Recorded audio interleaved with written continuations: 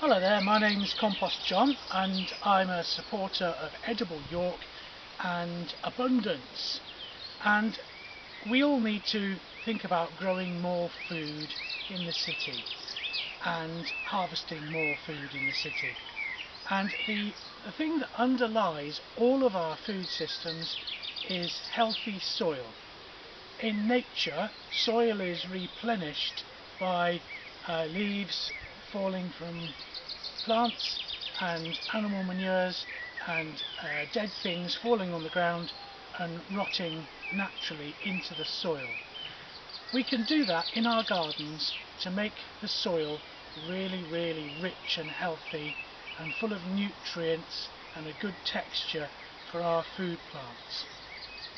What you can do is take waste materials like this card and shredded hedge and even waste food like this mouldy old orange and turn it a rich crumbly material which is ideal for adding to your soil and making it richer and better for plants.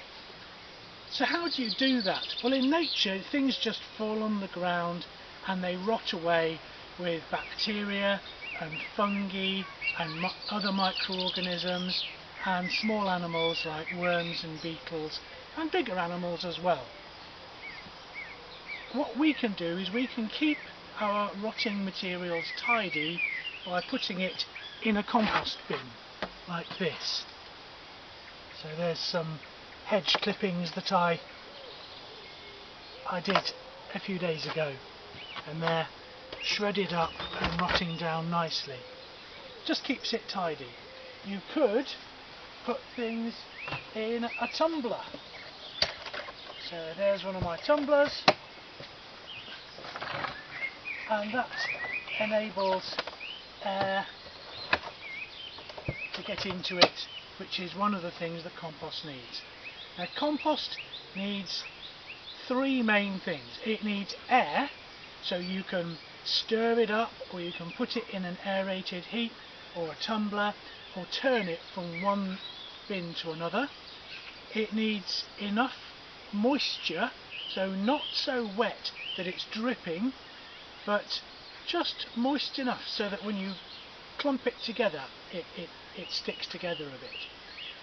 And you need a mixture of materials. Now, the mixture of materials is really quite crucial in getting the right amount of air and moisture in. There are two sorts of materials. There's carbon rich and nitrogen rich.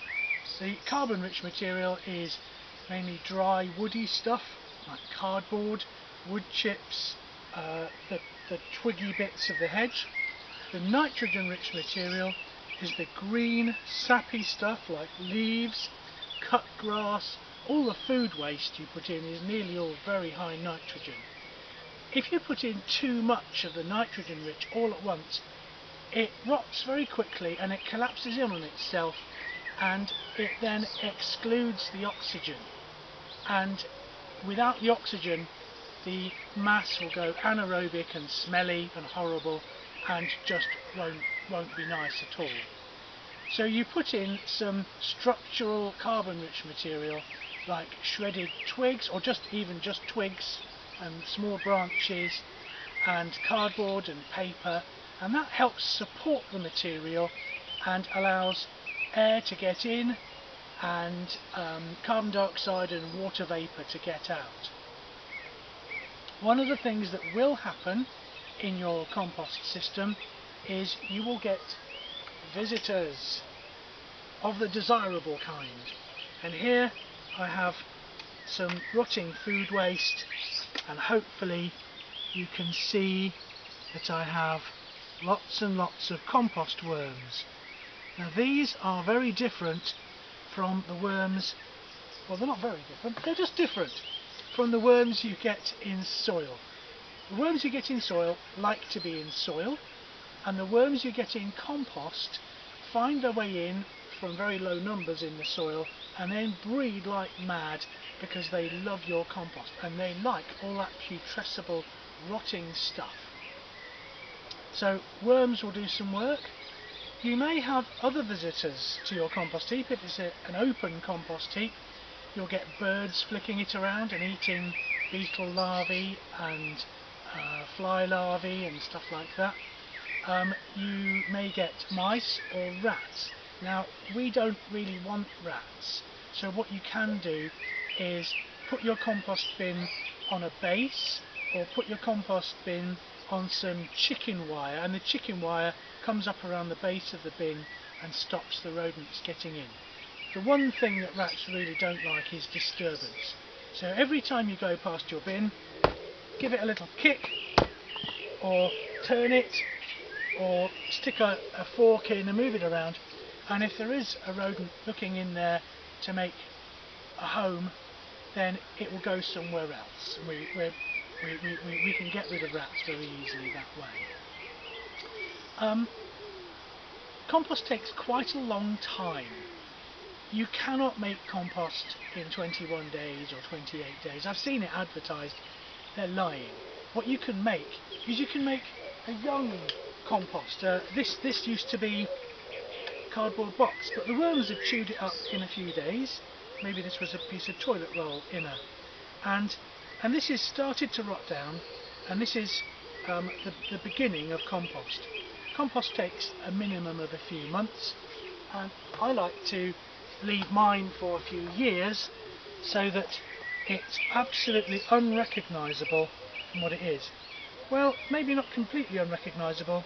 That is a bit of root of something, and you can see that there's still a few recognisable sticks in there, but they're very soft, and you could put that on your land very easily, and it would just go into the top layers of the soil very easily. There are some things that shouldn't go in the compost, or you can dig them out at the end. Fruit label, that's just come out of my finished compost. That will go in the rubbish. It's made of plastic.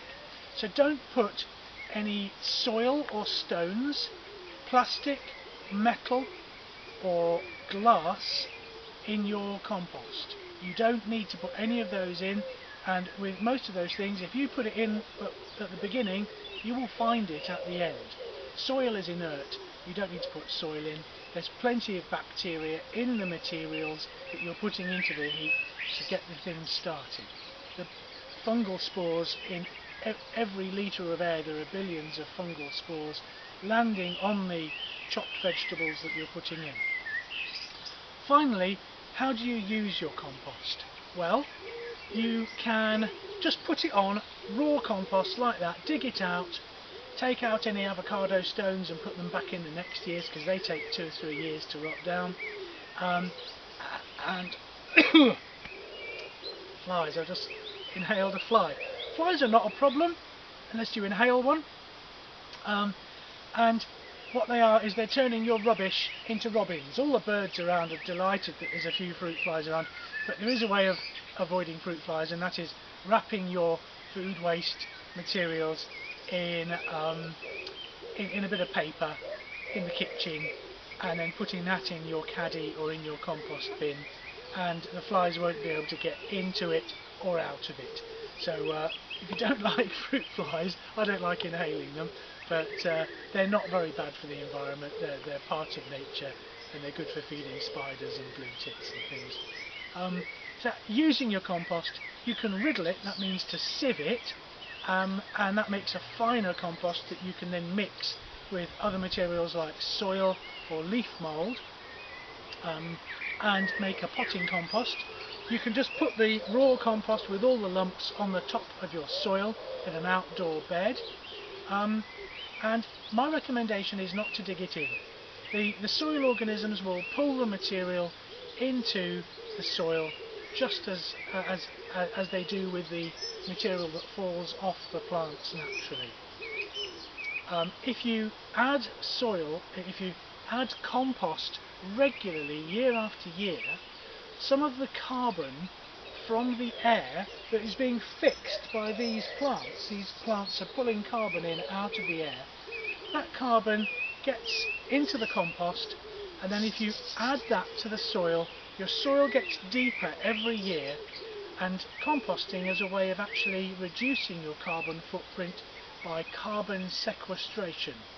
Now, the carbon doesn't stay in the soil forever, because there is a balance between the carbon that comes out of the soil and the stuff that you put in naturally. However, it is a great way of helping the environment. You can reduce your carbon footprint, you can stop stuff being driven to the landfill or to the incinerator, you can make your soil more fertile so you can grow your own plants, and one of the really good things is it teaches you about your environment, about the natural cycles. So I would urge you to have a go making some compost, and you can always ask Edible York about compost, or you can come to my Facebook group, which is called Compost John's York Rotters, and we'll answer your questions there. Okay, thank you very much and happy gardening.